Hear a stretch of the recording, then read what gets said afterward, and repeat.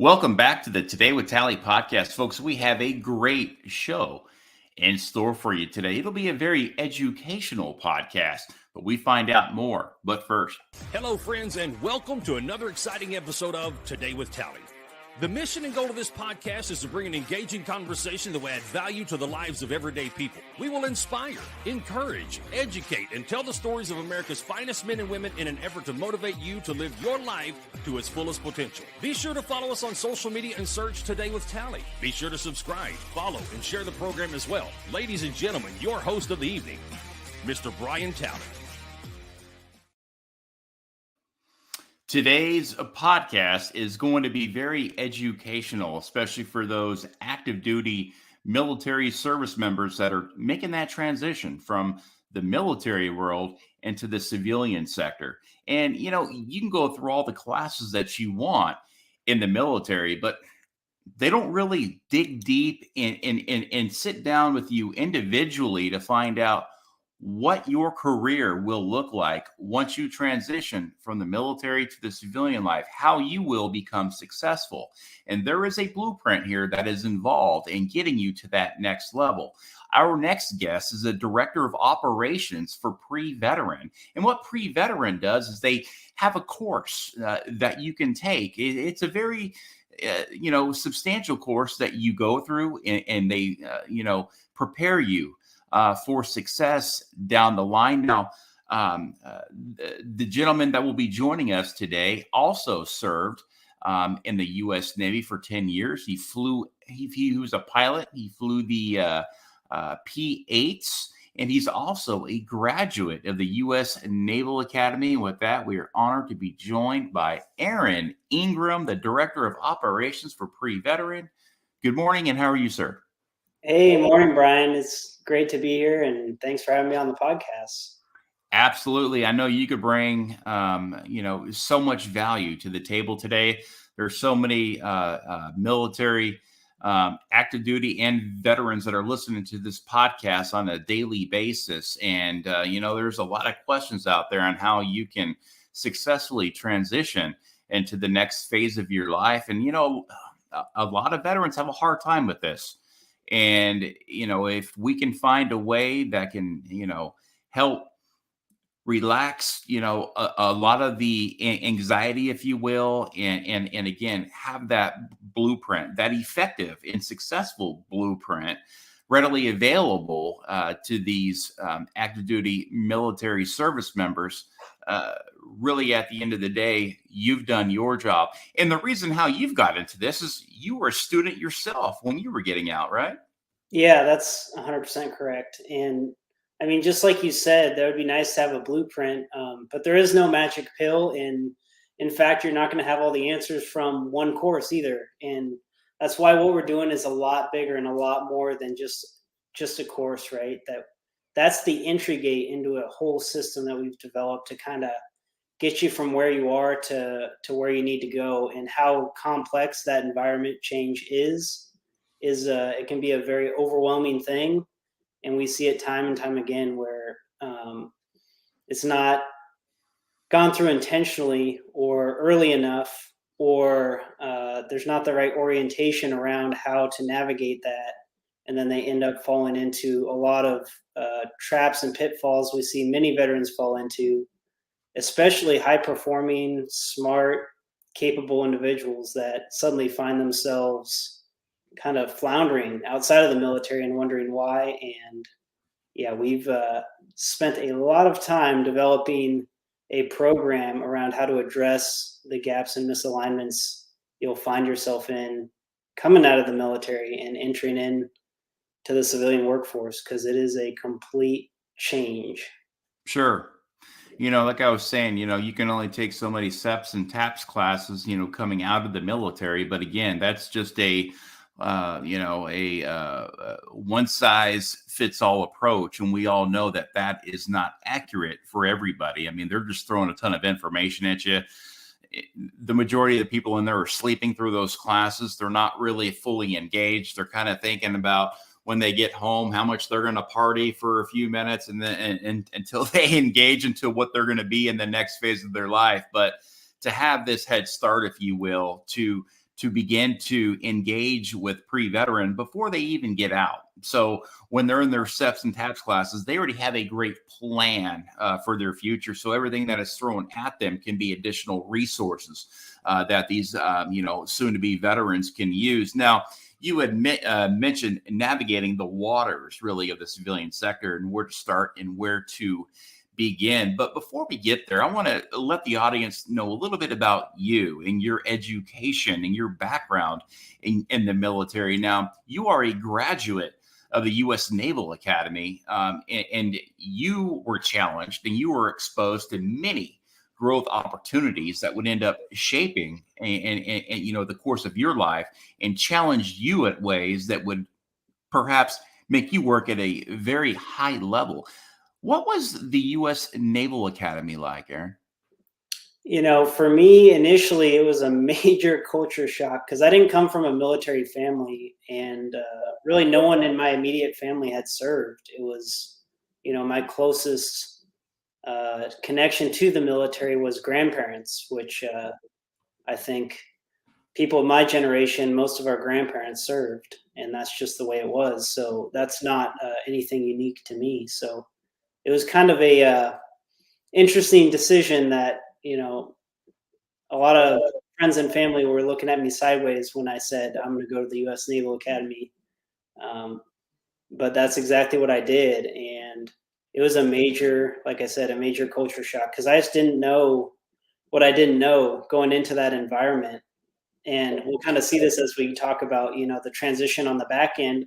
But on the front end, I was really going through the same things that I went through on the other side, but it was just in the other direction, right? I was an individual going to be conformed into this unit, military culture, which I just had no idea about and didn't understand. I mean, you can read books, you can study it, I guess, but until you're there, you don't know what that's all about until you get your head shaved and you have the senior chief screaming at your face. And that's when it hit me. I was like, oh, I'm in the military now. And, and then there are certain things that you think, and that just gets exploded once you start operating in that environment. You kind of get indoctrinated in what it really means. So I'd say initially it was a real culture shock for me. And then I grew up in a small town in the Pacific Northwest, and I'd always worked really hard and done well in school. So I always had a confidence going into that pool of talented folks. Though I became a very small fish in a big pond, which I wasn't quite used to. And that challenged me in new ways. I was used to getting pretty much 4.0 GPAs. In my first semester at the Naval Academy, I was getting like a 2.3. I was working my butt off, and I was just scraping by. So it became extremely challenging because all of a sudden I wasn't the best guy. I wasn't at the top. I wasn't anywhere near it. I was probably one of the guys towards the bottom. But then it became this decision point of like, okay, so are you gonna give up and say I don't belong here, or are you gonna say, okay, you're here for a reason, and this can drive you to raise your level of performance to what these other guys are doing, and prove to yourself that you're capable of doing that. So that's kind of more what happened, and I was able to stay at the academy and ended up getting a systems engineering degree at the Naval Academy, while of course I was doing my military training. And I just met a ton of really great, impactful people in my own life that have gone on to do incredible things that really inspired me. I mean, senior leaders, and then also just peers that I was going to school with. So it was overall a really great experience, but initially huge culture shock. Mm-hmm. How were you able to work through, you being a career 4.0 student, and it's very hard to get into any U.S. Military academy. How did you work through, going from and being a 4.0 student to realizing that you are now a 2.3 GPA in a military academy while working your butt off? And you had mentioned, all right, I'm at a fork in the road here. Do I quit? Do I continue on in this path? What inspired you to keep going, and what did that workload look like? Honestly, I think sports helped a lot in this way because I had faced setbacks through athletics and spent long periods of time where I was not anywhere near the top in my athletic performance. I did gymnastics, and but then I found that basically sticking to that work ethic that I had, and then if anything, putting in extra hours to try to raise my game to the next level. That's what got me through it. And so I kind of applied that same mentality in that situation. Was I kind of made that decision, hey, I'm just going to give it everything I have right now, and I'm going to ask for help from these other smarter, better people, and see if they're willing to help me get on board with what they're doing and kind of raise my game to the next level. So I just put in the work, and I kept at it. It was an emotional experience, and a humbling experience, which I think was actually really good and transformational for me to kind of just have my ego checked for a minute, which I think a lot of us, when we first enter the military, we get our ego checked pretty quickly. And that's not a bad thing. And then you find out as time goes, the longer you spend in the military, that runs away again. And then when you transition out on the back end, you find you need to get your ego in check again. So it's, I think, a good lesson to learn and reflect on, and just close to you, right? The revolving door, really, of life. You go in, you get your ego checked, you get out, you get your ego checked, and you need to stay in. Yeah, you're always just in check, right? That's right. Yeah, it's good to remember because Yeah. you get skilled and competent at something, and you gain that confidence, and then you're in a teacher or a trainer, and you're teaching others. You just get elevated to this level, and then you think you know it all, but really you got to continue to listen. If you're going to keep growing, you really got to keep listening, and in order to listen, you got to keep your ego in check. Mm. Yeah, you got to humble yourself. Yeah. So you would end up making the right decision because you would, 4 years later, graduate from the US Naval Academy. And there's not too many guys that could say that they've done that. And we look at the great scale of the percentage of the folks that have graduated from US Military Academy, very prestigious. You would successfully do that. You would then enter flight school and become a US Naval pilot and fly the P-8 Poseidons. What was that like, being a naval pilot? It was an awesome experience. I honestly had a blast. Got to work with so many great folks. I mean, the maintenance crews that kept the planes going, our department heads that, at times were very frustrating, but within that, there were a few key leaders that I definitely learned a lot of incredible lessons from.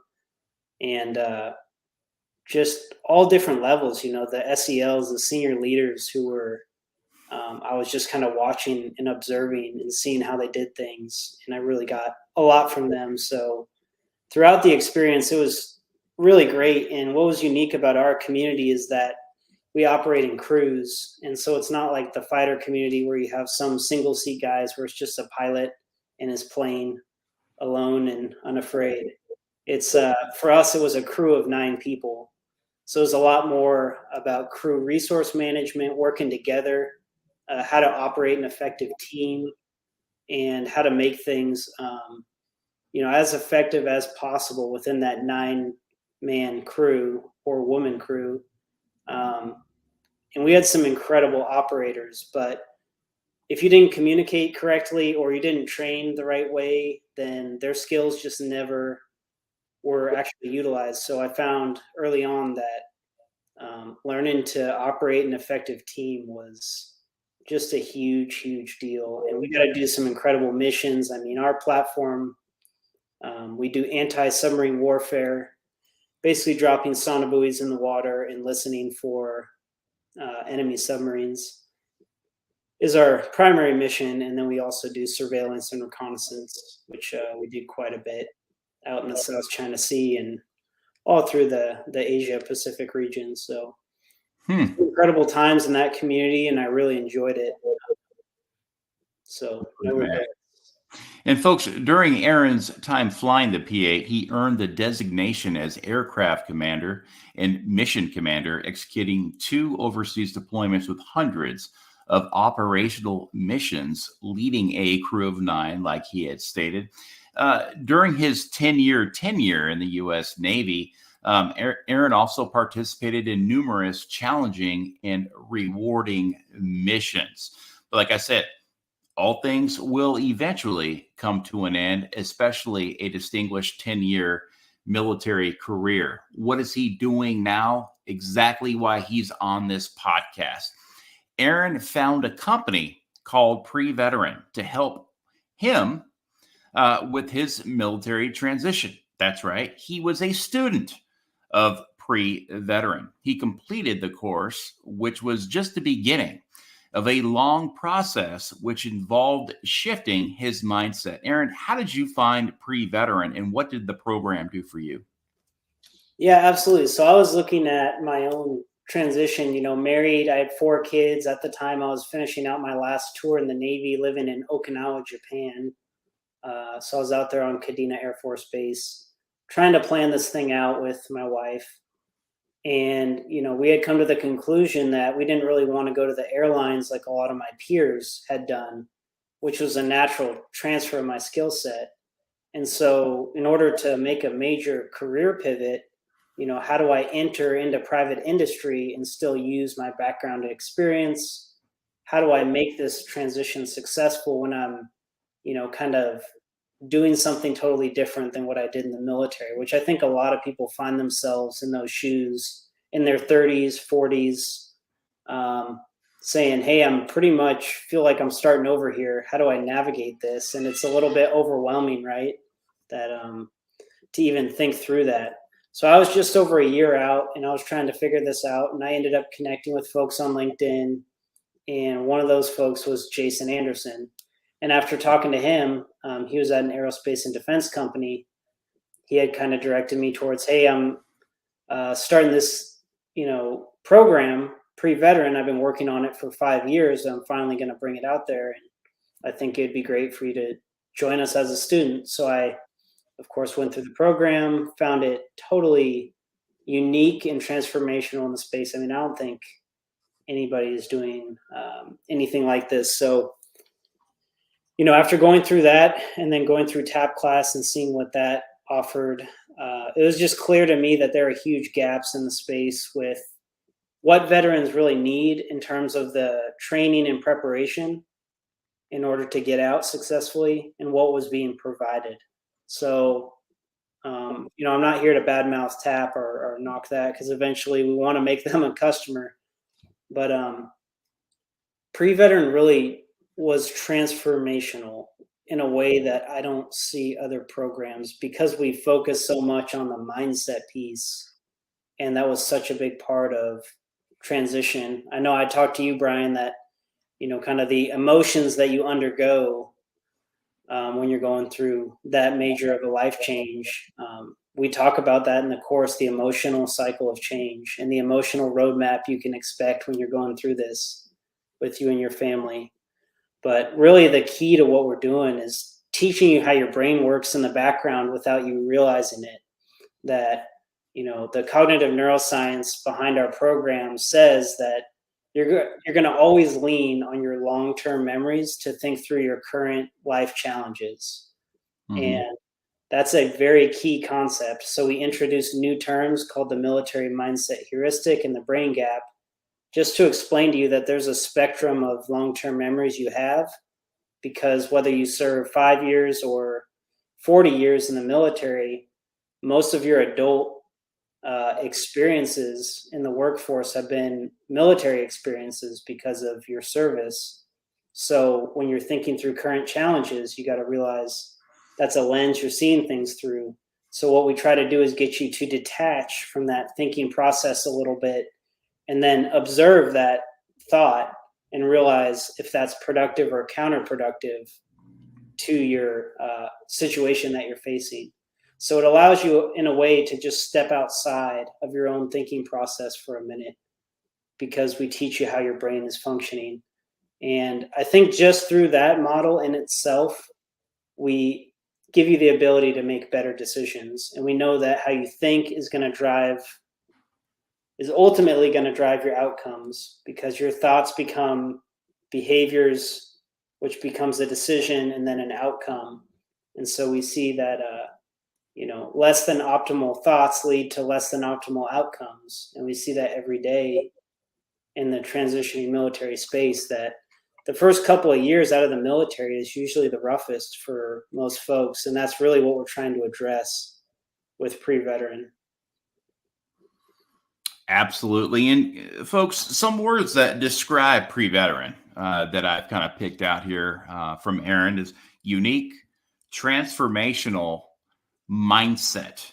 Okay. Those are three words there that are very important. It's unique, it's transformational, and it'll help you get that mindset that's needed to turn off the military. Don't forget what you learned, because it's very, it's full of great tools, right? But as you transition into the civilian world, a lot of those tools in your tool bag aren't going to be used anymore. Now, they're still there if you need them, certain ones, of course, but obviously they are going to help shift your mindset so you can go ahead and make that transition in a way that will make sense for you and for the peers that you're working with, because, especially being like a Marine or a hard charter, soldier or something like that, being on a battlefield, it's going to be a lot different than showing up at a corporate office every single day, and learning how to adjust that mindset to adapt. That adaptability coming into a new workplace is very important.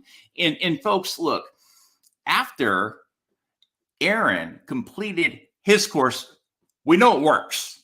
Again, he was a student that has now became the director of operations of PreVeteran, something that he believes in very strongly now.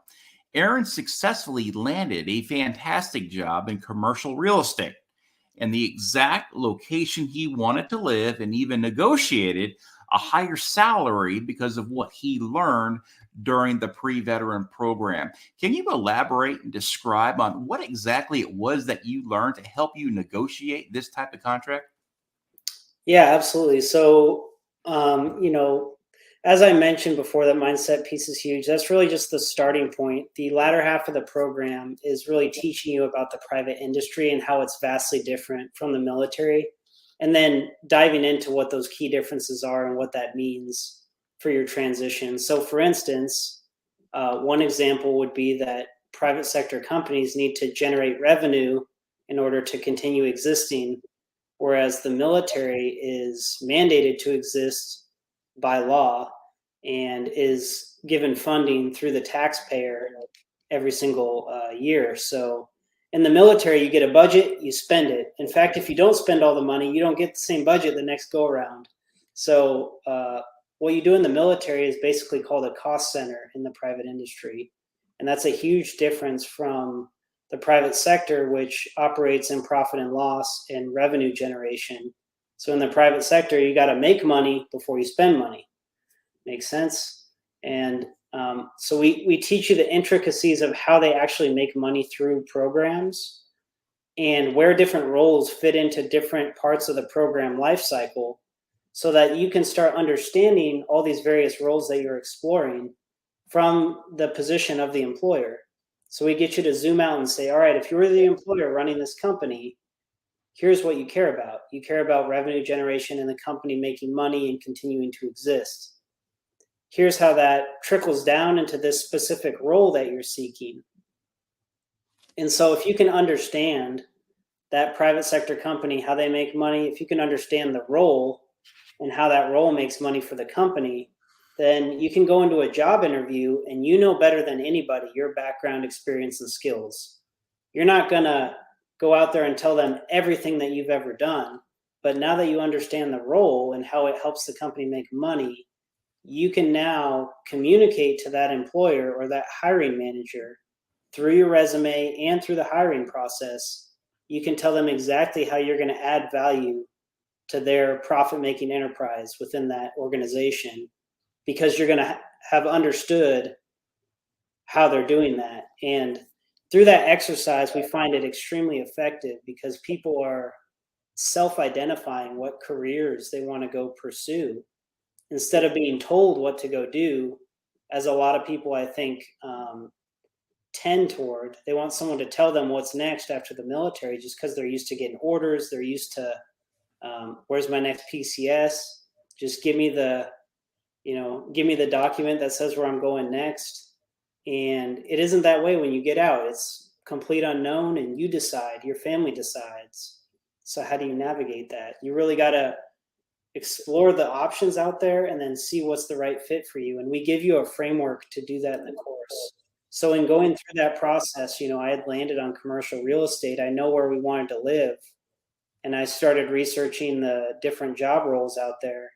I found a good fit, and I, tailored my resume for that job, applied, got an interview, went through the process, and I had a basic understanding on how that role was going to help the company make money. And I was able to communicate why I was seeking that role as a military person and a non-traditional candidate. And throughout that process, I beat out somebody who had a master's degree in that exact field of study. And it was for land development.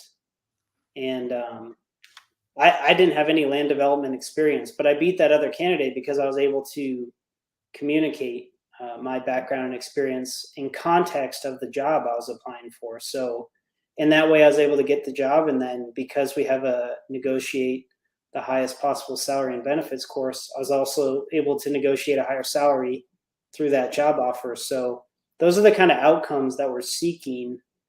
And we actually are, seeing that every day as our folks are getting out after we, kind of follow along with them for 1 to 3 years. Because we do try to get to folks early. This transformation takes a lot of time. And, it's not just a one and done course. You go into our community. We have a whole community developed once you finish the course that we continue the learning. And then we provide you resources on how to do your VA claim, how to find private sector insurance and when you should do that before your VA claim. We help you navigate all the things that we know you're going to face when you're getting out of the military that are even outside of employment, but are relevant to you. We try to make it a one-stop shop in that community for everybody once they finish the course. So that's how I got the job. I know it's kind of a long-winded answer, but that's how I ended up getting the job. And we see it every day that the same thing is working for other folks. We just had a guy go from Marine Corps helicopter pilot to oil and gas operations engineer. So, how do you do that transition? That's totally different. Mm-hmm. He was able to do it after taking our course. So we find it to be very effective and very individual. Sure. Yeah. Very, hands-on, individual, one-on-one approach. Now, folks, we're going to take a quick 30-second break here. Give a shout out to today's show sponsor, Dan Francis with the Mountain Man brand. Get your Mountain Man gear today. Hats, shirts, CBD, merchandise, and much more. The Mountain Man brand. That's right. Dan Francis is keeping the old West and the traditions alive. He is from the Rocky Mountain West of Colorado. Go check them out online today at mtnmn.com. That's mtnmn.com. As a matter of fact, I even got one of Dan's personalized hats right here. The MM for Mountain Man, some Rocky Mountains, and the website right there, mtnmn.com. Folks, Dan Francis is also on the executive board of directors at the Military Rodeo Cowboy Association. Get your complete rodeo schedule and help this great cause by donating today at mrcarodeo.org and support our nation's veterans and military in rodeo. And like a lot of cowboys like to say, folks, it is Cowboy Christmas. We're in the heart of rodeo season. Go out there and support our nation's veterans and military in rodeo again by donating today at mrcarodeo.org. Folks, we are back with Aaron Ingram, a US Naval Academy graduate, a former Navy pilot, and now is the Director of Operations at PreVeteran. Now, I've got a question for you. What are some of the stressors that you are seeing from troops getting out of the military now as they come into your program? Are there any specific type stressors that we're seeing now, unlike that we've ever seen in recent years and generations? Yes. So I think, not having been obviously in the space for those other generations and not having all their data points, I think there are some trends that have just been true for a long time that we haven't necessarily done a great job of addressing. There's a great quote by Henry Ford that says, if you always do what you've always done, you'll always get what you've always got. Just saying that if you don't innovate, nothing's going to change. And I think that's where we're at, is that we've had a program of record for, over 30 years now that we've been putting people through for their military transition, and we're not seeing improvement in the outcomes. Now, on an individual basis, I can say people are stressed because they have families, and most of our students are married and have kids, and they're feeling the pinch and the pressure of what's next. And really, we want to make them successful. We want to make them and their families successful. That's why everyone who signs up, their spouse gets to take the course right alongside them for free. And we advocate for that because we want families to do this together. But a big stressor is, how am I going to provide for my family? Worried about that. I don't know what healthcare looks like on the outside. I don't know how to navigate this VA claim thing. I don't know what I don't know. They don't know who they are and what they want to do. And as a 30, 40-year-old, however, wherever you find yourself as you're navigating that transition, that's a hard pill to swallow, that you're kind of graduating all over again and figuring out, who am I? What do I want to do? And that's hard for people with our background and experience to accept that and to lean into it and start figuring it out. And they don't know how to go about doing that. And then a lot of people in your network are also active duty. So are you going to ask them for advice on how to get out of the military? I know a lot of people, it's like, yeah, my executive officer or my sergeant told me this about transition. I'm like, dude, why you listen to them? They haven't done it. You need to talk to people who have done the thing you're trying to do, and listen to what they're saying, because that's going to be the best advice you can get.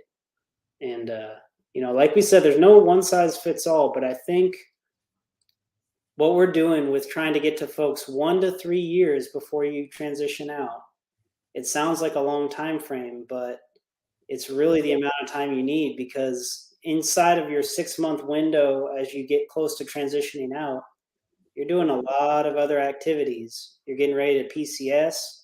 You might be doing your VA claim. You might be figuring out new insurance. You're going to be doing your military out processing stuff, paperwork. And then on top of that, you're supposed to network and figure out who you are and what you want to do. You need to start this process early to really take an approach from a detached and rational standpoint, where you're not as stressed, where you have the time to take a step back and really evaluate what the best next move is for you and your family. So that's why we want to start early. And it takes time to develop the skill sets we teach and to network with the folks that we advocate that you network with in order to get that next job. So that's a big part of what we do as well, is we need to start earlier in the process, and we need to get that message out there. And there's a big stigma around it, right?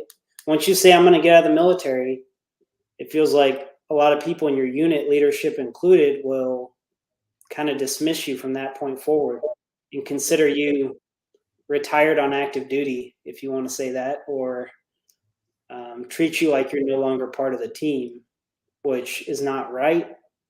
But it is a reality that happens to a lot of people. So we need to get rid of that stigma, and we need to start calling this something else, that, hey, this is just another professional development. We do professional development courses all the time throughout the military. instead of calling it military transition, or instead of raising the flag and saying I'm getting out, let's call this another core competency of your professional development. Eventually, everyone leaves the military at some point or another. Everyone. And there's going to be a what's next. So why not make that a professional competency you train to during your active duty time? And why not think about that early in the process so that you can get ahead of these things and be successful? Sure. Aaron Ingram is the Director of Operations of PreVeteran. It is a veteran advocate who is helping further prepare our servicemen and women as they take on the difficult task of transitioning out of the military. Aaron, I am in the active duty right now, and I'm watching this, and I'm watching it from afar, and I'm like, I get out in a year, and this is very interesting. It's kind of, put a light bulb on in my head. How do I apply? How do I become part of PreVeteran? Yeah, I mean, we have a couple of avenues. The best way is go to our website, PreVeteran.com, or check out my LinkedIn, Aaron Ingram, PreVeteran. I'm always on LinkedIn, always posting and interacting there, so happy to connect with folks on LinkedIn. On the PreVeteran.com website, you'll find us advertising for our next course. We do 3 courses a year, 3 cohorts, and we do it in a group setting for a reason, because we know that the bonds you create through the course are important, and it helps motivate each other and kind of create a good team environment that we're all helping each other out. And that's really important as you're going through things, because as you leave the military, that group of folks that you continue to be connected with is going to be vitally important. As you leave your unit, they're not going to call you.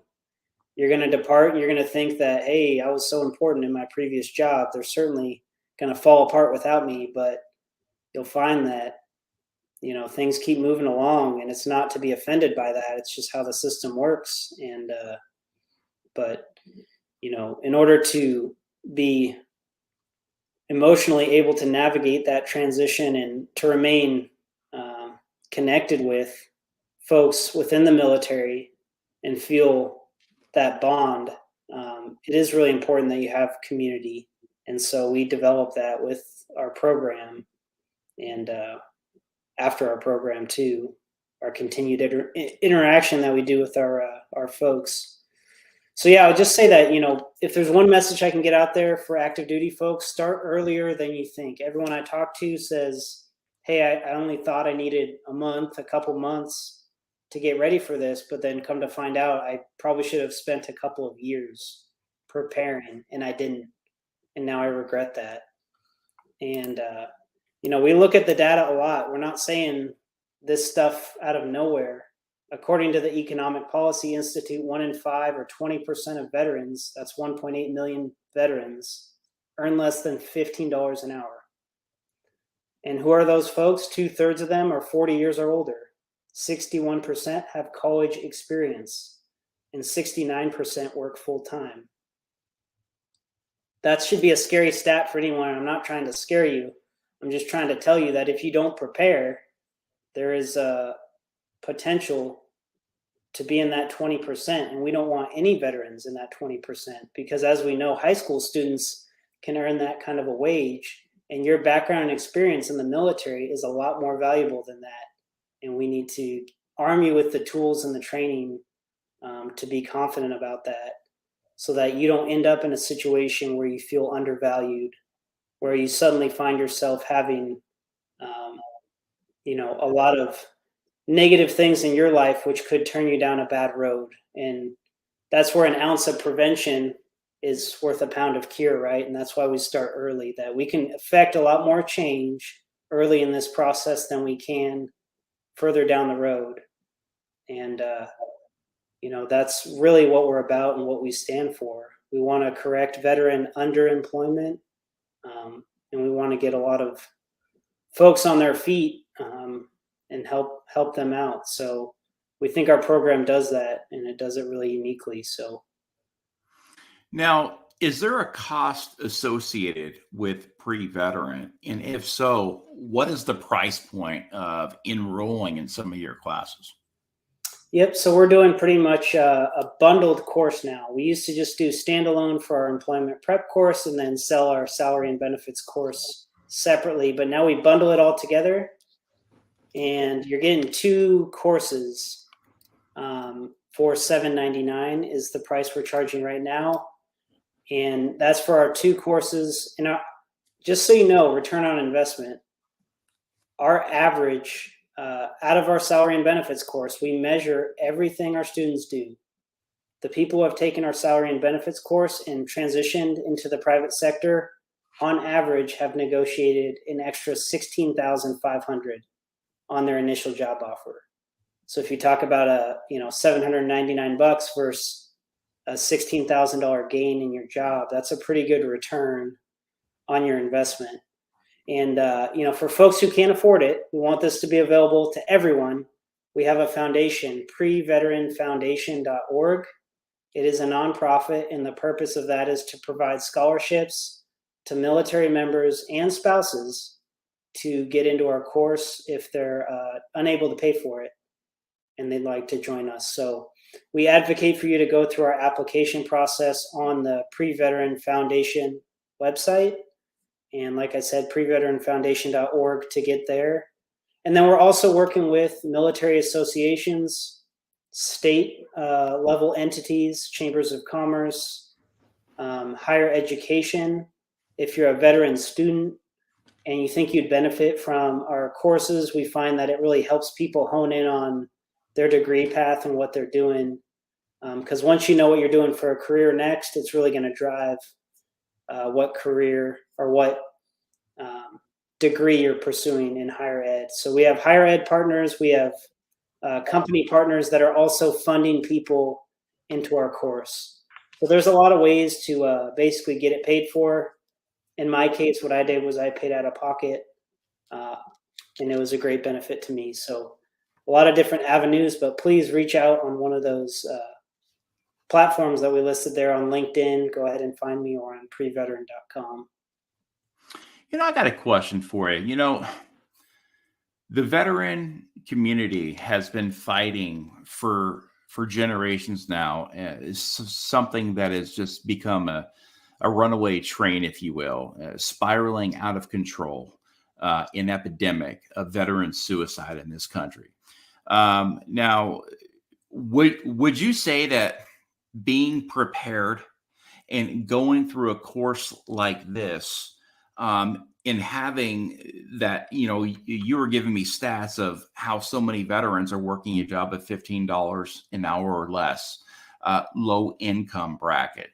Do you think something like this could really help save lives and prevent veteran suicide by just having a solid plan in place, so there's no like figuring it out as you go type scenarios that often will lead to veterans giving up and turning to substance abuse and picking up bad habits, if you will?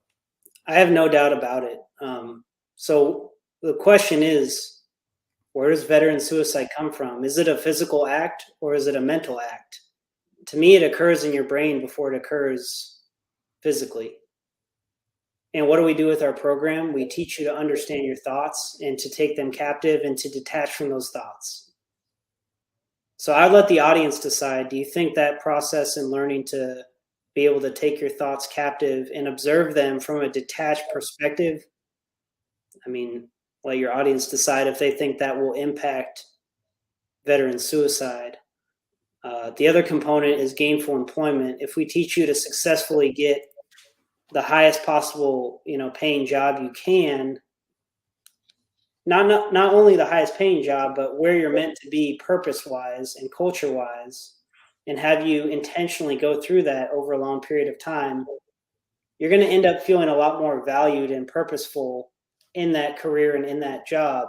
And what we find with most folks when they're struggling out of the military, they lose their sense of purpose. They lose their drive, their identity, and their mission, and they find themselves lost. 93% of people out there have never served and have no military affiliation. And they're not going to understand that struggle necessarily So in a lot of ways, you are going to be alone. And as we know, there are, issues within the VA on timelines and getting appointments and access to critical things. And that's why your advocacy is so huge, and they obviously make mistakes as well. So the best thing you can do is be your own counselor to the most of your ability. And we think the best way to do that is to teach you how your brain actually functions and to have you understand that very deeply before you go through the emotional experience of transition and before you let that erode away, um, you know, your thinking process. Because if you don't understand how all this stuff works, and then you end up blaming yourself or you end up taking it all as a personal failing, I think that causes a lot of people to go down a really dark path that some don't recover from. So we talk about preventing suicide all the time, and we talk about intervention training and things of this nature, but I think we're really missing the mark on prevention training. Sure. And you said something, gainful employment. I mean, that right there is everything, folks, and they will help find out what your purpose, what your newfound purpose will be, and adding the value that you can add into, your future job or career. If you decide to work in a corporate job, or if you decide to work in the oil and gas industry, IT, or even become an entrepreneur.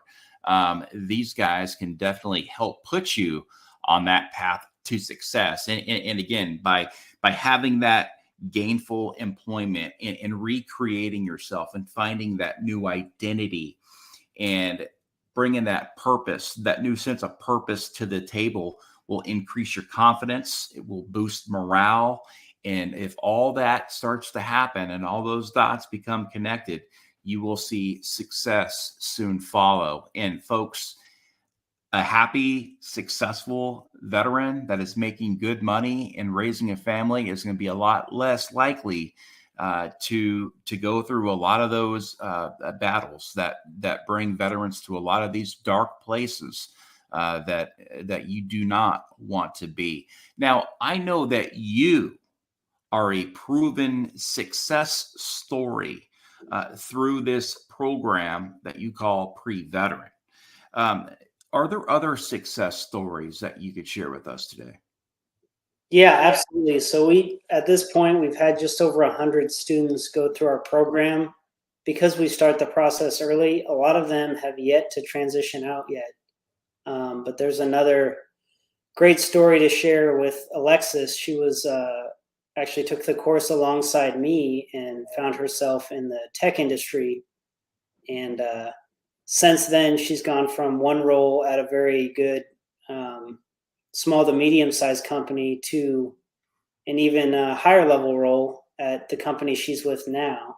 And I'll keep their names out of it just so they don't, get upset or anything. But she has done very, very well. And she became, a lot of people coming out of the military find that they're only vying for entry level positions in a lot of career fields. Well, she was able to aim a lot higher than that. And we think everyone transitioning out can aim a lot higher than that. And she's certainly making very good money. And she's able to, from my understanding, work from home in the manner that she was hoping to do. And so she's very happy. She's very content, and I think she's serving her family well with her career, and it's giving her the work-life balance that she wanted. So she's been extremely successful, and I'm excited to see where she goes next because she's been a great success story. And yeah, I'll be happy to connect anyone with Alexis or with Cray, who I mentioned earlier, the Marine.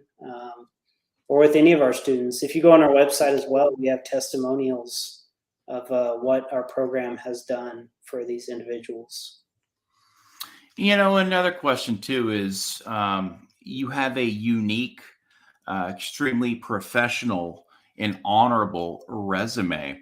And perhaps are you able to help advocate advocate for your students in a way to where you can contact perhaps a future employer. You can write a letter of recommendation stating, I've got a student here. I mean, because third party advocacy works. Because if you're just a single guy, look, you can talk about how great you are. But if you hear it coming from somebody else, perhaps a director of operations with the type of resume that you have, to go out and perhaps make that phone call or write that letter of recommendation, is that something that you guys also offer as well for your good students? Absolutely. And it's not just coming from me. I mean, it's also coming from Jason, who spent 20 years in the Air Force and then spent a decade nearly at major aerospace and defense companies. So our network is fairly broad just between him and I, but we also have our 100 plus pre-veteran students who have completed the course, and now the dozens who have transitioned out and found success. A lot of them are now in leadership positions in their companies. And so they can connect within the industries they're in. They can create more connections. So that's why our community aspect is such a big piece of this, because it's a built-in network for those people who are going to be struggling to build a network on the outside, because most of your friends and acquaintances are still active duty, right? So how do you build that external network that's in the private industry? Well, we kind of give you the turnkey for that. And once you complete the course and we know you're aligned with the private sector, we can really get you where you need to go in terms of connecting with the right folks. Mm-hmm. And folks, look, I know that this could be a big chunk of change for somebody that's coming out of the military. It is an investment that is going to be well worth the $799. However, if you cannot afford it, it's simple. Aaron Ingram here and his team over at PreVeteran, they specialize in two different sites here. PreVeteran is a for-profit company. However, they also have a nonprofit side to help give veterans those scholarships. If you can't afford the $800 and you want to participate in this program, go to preveteranfoundation.org and you can help earn a scholarship. These folks can help lobby and advocate for you to get the scholarship funding that is needed so you can go through this program and have a successful turnout, as well as the other 100 who are in the program right now, folks. And this is a ground floor operation right here. I mean, they're very new. It's taken years and years and years to develop the strategy and the blueprint that they are now on, but it's being effective. It's proven to be effective, and it works. If you cannot afford it, they will help you get there. preveteranfoundation.org. And with that, Aaron, I'm so pleased that you joined us today on this program. I know there was so much value that was added today through educational type opportunities. Folks, consider this a quick college course, if you will. You don't need to go to 4 years of college to become successful in this world. Really a DD 214 with your military experience and getting some of these hallmarks of success that could be taught directly to you through PreVeteran is really all you need in this life to get started. Once you get started, once you have that foot in the door, sky's the limit, and it'll be up to you to further progress your career in the way that you want your story to be played out. So thank you for joining us today. We sincerely appreciate everything you have done and continue to do in the military and veteran community. Your service, sacrifice, and dedication to our great nation is truly admirable. Thank you, Brian. Yes, sir. Folks, it has never been easier to listen to this podcast. We are on Spotify, YouTube, Amazon Music, Google Podcasts, iHeartRadio, Facebook, and Twitter. Don't forget to go subscribe to those channels and platforms today. Folks, how we always end the program is always remember to stay inspired, stay encouraged, stay motivated, and always stay in the fight. Until next time, for Today with Tally podcast, this is Brian Tally. Good night, Semper Fi, and God bless.